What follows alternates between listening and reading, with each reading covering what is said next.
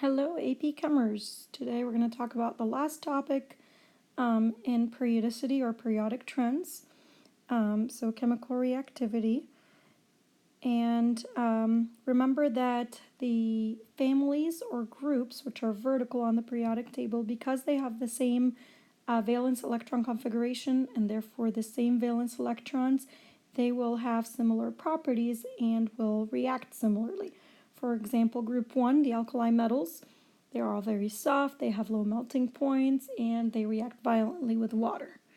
Copper, gold, and silver, for example, are all in the same family and they're not very reactive. So in the same family, the elements will behave very similar and will have similar reactivity.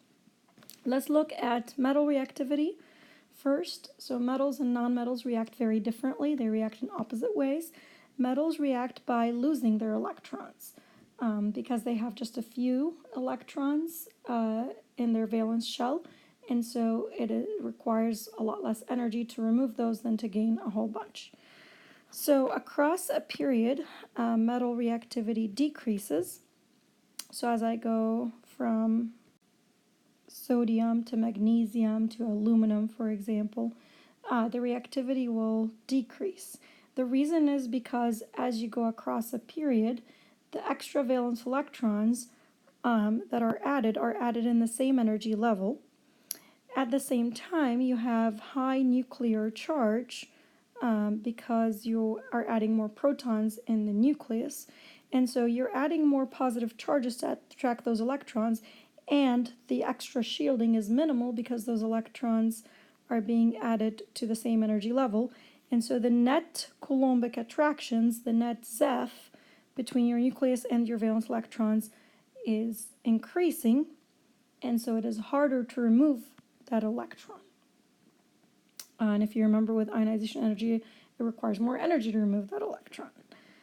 And so as you go across, your reactivity decreases.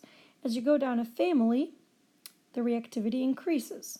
So as you go from lithium to sodium to potassium to cesium, it becomes more reactive. And the reason is the extra valence electrons are being added to higher energy levels, and so your shielding is increased because you have more core electrons and more core energy levels, and so they're shielding the valence electrons more. And so your net Coulombic attraction between the nucleus and the valence electrons gets less, and so those electrons are held looser, and so it is easier to remove those electrons and require less energy. So if you look at the periodic table, francium is the most reactive metal. Francium is the second rarest element on Earth, naturally occurring element, and so we don't have a lot of it, but we would think that that would be the most reactive metal that we have on the periodic table. Now let's look at nonmetal reactivity. So nonmetals, they have a lot of valence electrons, and so for them it would be easier to gain just a few electrons than to complete their octet instead of losing a whole bunch. And so nonmetals react by either gaining electrons or by sharing those electrons. So as you go across a period, the reactivity increases. So as you go from nitrogen to oxygen to fluorine, your reactivity will increase. The reason is because your extra valence electrons are being added in the same energy level, and so there's not much more shielding because of the extra electrons. And yet in your nucleus, you have more protons, so your nuclear charge is increasing, and so the net Coulombic attractions between the nucleus and the valence electrons will increase, and so it would become easier to gain those electrons because if the nucleus is pulling electrons towards it, it is easier to pull an outside electron in as well. As you go down a family, the reactivity decreases. As you go from fluorine to chlorine to bromine to iodine, for example, the reactivity gets less and less. The reason is because your valence electrons, as you go down, are being added to higher energy levels, and so there is more and more shielding as you go down. And so your net Coulombic attractions between the nucleus and the valence electrons becomes less.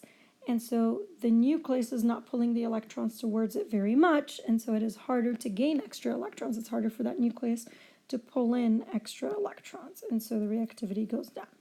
So the most reactive nonmetal would be fluorine. Fluorine is very, very violently reactive. So our most reactive elements on the periodic table are francium and fluorine. If you look at a periodic table, they're on opposite ends of the periodic table. Francium is down to the left and fluorine is up to the right. And that should make sense because they're reacting in opposite ways. The metals lose electrons, the nonmetals gain or share these electrons.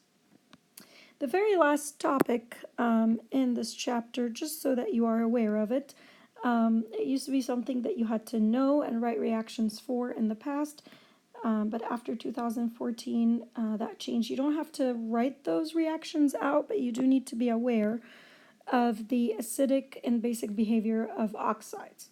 So let's look at what that means. An oxide is something that has reacted with oxygen, has an oxygen in it. So it's a compound that contains oxygen. Those are oxides. So we have metal oxides and we have non-metal oxides. So metal oxides, things like sodium oxide or calcium oxide or magnesium oxide or potassium oxide. So any metal bonded to oxygen we would call a metal oxide. So it turns out if you take a metal oxide and put it in water, your product is a base. Like for example, if I take sodium oxide and put it in water, I get sodium hydroxide. If I take calcium oxide and put it in water, I get calcium hydroxide. If I put aluminum oxide in water, I get aluminum hydroxide, and so on. So I get that metal hydroxide when I add it to water, and that is a base. For nonmetals, it's the opposite. So nonmetal oxides means a nonmetal bonded to an oxygen to form a compound. So nitrogen oxide or potassium oxide or sulfur oxide or anything like that. So turns out if you take a nonmetal oxide and put it in water, you form an acid. So dinitrogen pentoxide, if you put that in water, you get nitric acid, for example. If you take diphosphorus trioxide and put it in water, you form phosphoric acid, and so on. The way that I remember that is I just remember, a basic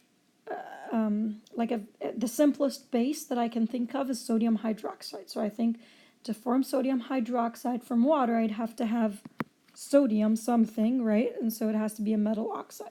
So I just remember sodium hydroxide comes from a metal oxide with water.